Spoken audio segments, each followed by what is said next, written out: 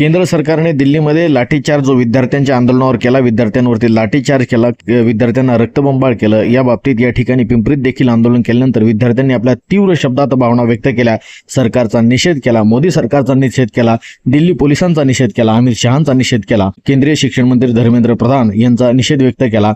या विद्यार्थ्यांच्या भावना व्यक्त करून झाल्यानंतर आंदोलन वेळेतच संपल्यानंतर पिंपरी चिंचवड शहरातील विविध सामाजिक कार्यकर्ते, ज्येष्ठ विचारवंत, विविध पक्ष संघटनांचे पदाधिकारी आणि पालकांनी आपल्या भावना सांगावा न्यूजवर व्यक्त केल्या। पिंपरी चिंचवडमध्ये सर्वप्रथम आज मी या आंदोलनासाठी उपस्थित राहिले।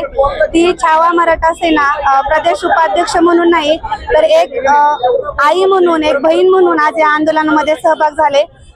खरंच मला खूप लाज वाटते की आपण अशा सरकारच्या किंवा अशा लोकांच्या नेतृत्वाखाली आपण त्यांना निवडून देतो, म्हणजे सर्व लोक निवडून देतो आणि आज निवडून दिल्यानंतर ना जे मंत्री असतात ते राजीनामा आज गेले 20 दिवस झालं पर्यावरण प्रेमी आणि देशप्रेमी असणारे आपले शिक्षणप्रेमी सोनम वांगचुक सर 20 दिवस शांतताबद्ध उपोषण करत होते।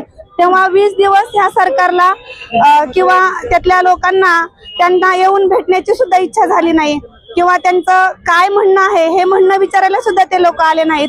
आणि आज अचानक गोरगरिबांच्या लेकरांवरती, एखाद्या आईच्या लेकरांवरती एवढा मोठ्या प्रमाणात लाठीचार्ज झाला। खरंच ही खूप मोठी म्हणजे शेम येण्यासारखी ही घटना आहे।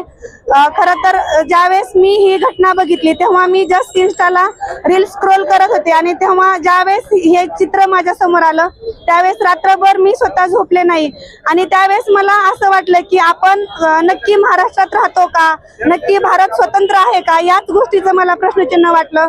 जालियनवाला हत्याकांड, जनरल डायरने जो गोळीबार केला होता त्याची मला कुठेतरी या ठिकाणी आठवण झाली आणि खरंच मनाला खूप दुःख आणि वेदना झाल्या।